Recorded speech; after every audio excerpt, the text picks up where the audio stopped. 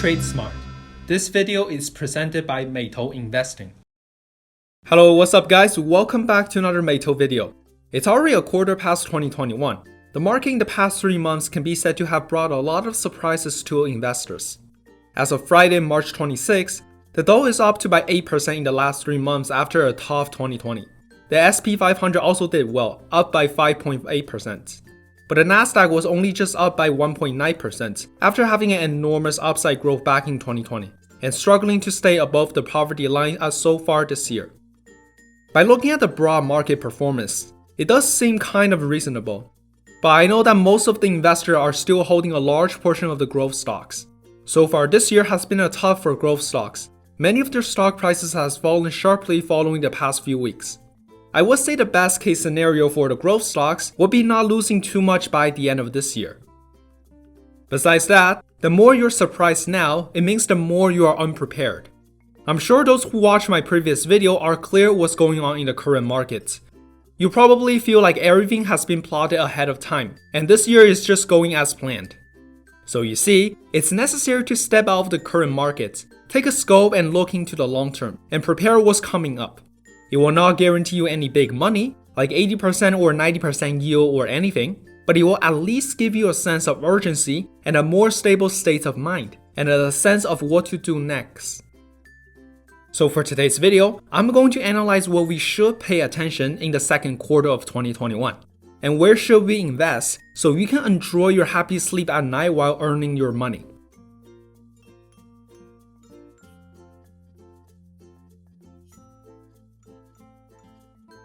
Number 1. Biden's $3 trillion infrastructure plan.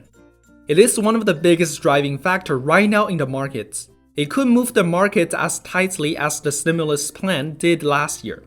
Why do I dare to say that? First of all, the plan is just huge and wide-ranging. Nevertheless, the amount and details of the plan has not yet been finalized, and the market is still in a state of suspense. While many cases have not been priced in, the market's expectation for an infrastructure package worth between $3 trillion to $4 trillion. So $1 trillion is expected to be spent on infrastructure, clean energy, and climate change. The rest of the money will go into education and social welfare. Also, because the plan consists of a huge amount of money and a wide range of fields, the implementation of the program faces a big resistance. Social welfare has long been the key issue in the bipartisan debates. And plus, the Democrats are now having a narrow lead in the Senate. The final result is still uncertain. However, the uncertain outcome is not the most important of all about the $3 trillion plan, but actually is the tax increases and the government debts that are behind the infrastructure plan that have put them into the spotlight. The Federal Reserve is more willful with its money because it can just print it right away, but it's not so easy for the US government to provide money around. The only way they can spread money is by raising taxes and borrowing. The key to raising taxes is the extent of the increase. The market previously believed that Biden was going to raise corporate taxes by 28%, but now the source of the amount has changed to 25%. Other tax increases are likely to be less than expected because of their resistance. And now, the government has to give money around, which means the more money was given out, the more likely there will be a bigger tax increase. On the other hand, the key to government borrowing money is the long-term interest rates. The long-term interest rates refers to the US 10-year Treasury bond yield. Theoretically, the more of the national debt, the higher the long-term interest rates. And for those of you who don't understand the impact of the long-term interest rates on the markets, you can go back to my previous video for more details. Biden's speech in Pittsburgh this past Wednesday was very critical, and we should pay more attention on the development of the $3 trillion bill. If the infrastructure plan goes well, it will be a boom for the industries involved, such as CAT or equipment rental company URI. And for those of you who don't want to take a risk of individual stocks, you can consider buying infrastructure ETF PAVE. In addition, ETN will also be an ideal stock because it will be benefiting from both clean energy and the infrastructure plan. But if the infrastructure plan falls short of expectation, these companies are the biggest short-term risk. As the market has already priced in by some of the good news, and if it fails, investors will definitely flee away from these stocks. Investors also need to pay a special attention to the amount of the money of the plan. As mentioned above, the bigger the amounts, the higher the tax rates and the higher long-term interest rates. Both of these will definitely hurt high-tech stocks. The impact of higher taxes can be seen in the charts below. As you can see, the financial and energy sectors generally have less impact, while the communications, technology, and consumer sectors have more impact. Since Biden's taxes rate is mostly targeted on tech companies and US companies with overseas operations, companies such as the FAANG and Tesla will definitely be hit the hardest. So once the bill is passed, and if the amount reaches $4 trillion, tech stocks will not only get little benefits, but instead it will be devastating for them in the short term. Basically, it means the more benefits the bill gives to the infrastructure and new energy sectors, it means the more wars for the tech companies. And now let's move on to number 2, long-term interest rates and inflation. It's just the same as I have explained in the previous video. These two factors, long-term interest rates and inflation, are closely related and they have almost the same effect on the markets. The performance of the second quarter and the entire year of 2021 depend on these two indicators. But neither of these indicators can run freely on their own, which they are subject to the policies of the Federal Reserve and the US Treasury. Just this past week, the Fed Chairman Powell has made a number of speeches. On interest rates, Powell said he wouldn't raise short-term rates until 2024. And on long-term rates, what he has said can be simplified as wait and see. Unless long-term interest rates grows too fast, the Fed will not buy bonds to control it. In the current early stages of the recovery, a rising long-term interest rates is actually a positive sign that the economy is healthy, and that the long-term interest rates are not high enough to reach pre-pandemic levels, and that the Fed is in no hurry to do anything about it. On inflation, Powell has reassured investors. He said the inflationary pressure is still very low, with the February's CPI is just at 1.7%, far from the 3% danger zone feared by investors. Analysts at Goldman Sachs expect inflation to rise steadily to around 2.4% this year, before falling back to 2% next year. We know that some inflations are actually good and necessary for the economy, and that the Fed's approach to inflation is to let it rise, but not to let it grow too fast. I know that some of you may be wondering why the Fed and the US governments are printing money, but the inflation remains low and there's little concern about future rises.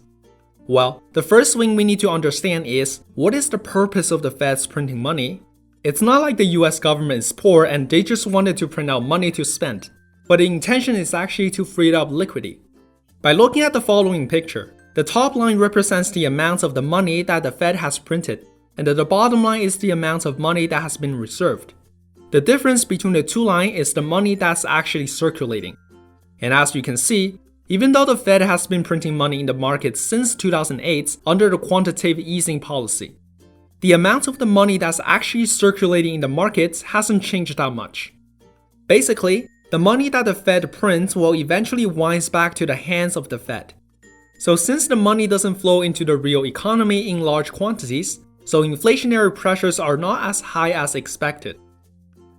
Even though a rise in long-term interest rate and inflation will definitely hit the stock markets, the Fed will not hesitate to choose the latter when the interests of the stock market and the interests of the broader economy clash together. Stabilizing the stock market is less the concern for the Fed, which is what many investors have misunderstood. In my opinion, the economic recovery will not stop in 2021, which is almost certain that the long-term interest rate and inflation will continue to rise. For us, the investors, a sustained economic recovery means that the cyclical sectors will continue to get more benefits, and that the overall stock markets will receive a substantial boost. On the other hand, rising long-term interest rates and inflation are two landmines ready to detonate at any time.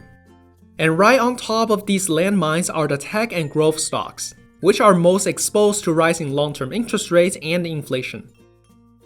With the two factors above, the government's infrastructure bill and the Fed's attitude to long-term interest rate and inflation, we can already see that in the second quarter and for 2021 as a whole, there are a lot of certainties, both positive certainties and negative certainties. Compared to the markets in the past, A market with a lot of certainties is something that investors are very happy to see. Meanwhile, asset allocation shift will continue to be the dominant theme in the second quarter. The trend of traditional value stocks outperforming high-growth technology stocks will not end anytime soon. Right now, whether it's Biden giving money away, the Fed's hands-off approach, or a sustained economic recovery, the upside for traditional value stocks is strong and consistent. At the same time, tech stocks see little hope for recovery anytime soon. The impact of tax rates, long-term interest rates, inflation, and people going back to work, any single one of these factors is enough troublesome for tech stocks. If together, the best-case scenario one can pray for tech stock is not to fall, and even that is very difficult to achieve. Now, up to this point, it can be said that the market has changed completely. The days back when you can randomly pick a stock and still make money is over. As much as traditional value stocks were smashed to the ground last year because of the pandemic, high-growth stocks may face the same challenge of recovery this year. This year's recovery may give value stocks room to explode as much as last year's pandemic has given to the tech stocks. I know a lot of you are still holding on to a lot of tech stocks. You might be someone locked up on the hill and still hoping that tech stocks can restore their glory soon. But that has no sign to happen anytime soon. My personal opinion is that unless you're investing for the next 10 years and don't care about the short-term opportunities and risks, and have a strong belief in your tech holdings, you can certainly hang on to your full tech holdings and hope they will give you a decent return in the next 10 years from now. Otherwise, I would advise you to reduce your holdings of high-growth technology stocks as soon as possible and allocate your holdings to traditional value stocks as soon as possible. Don't ask me if it's too late. It's only too late if you don't take action now. The last thing I want to mention is that even though I have repeatedly saying to pay attention to asset allocation, it doesn't mean that all of the traditional value stocks are opportunities. And that doesn't mean that all tech stocks are bad investment now. For example, among the traditional value stocks, we need to be careful of value trap. Some defensive industries, such as telecommunications and tobacco industries, are not suitable for laying out during the economic recovery because they only benefit from the current asset allocation, but there's no exciting growth points from them. On the other hand, I didn't mean no tech stocks will benefit from the recovery. For example, Google is a typical example of a company that is both high-tech company and closely related to economic cycle. Google's share in the advertising business is extremely high, and the advertising business is highly influenced by the economic cycle. As the economy is reopening and the travel and the entertainment industries are recovering, Google's advertising business will also get a boost. The above points are my personal opinions. If you want to copy me, you must have your own thoughts before doing so, and you must agree to my point and analysis. As a financial YouTuber, I have made myself clear because I think this would encourage you to think deep and trade smart. But at the same time, if you're watching my videos, you are responsible for your own investments. If you like my videos, please click the subscribe button. Your supports are much appreciated.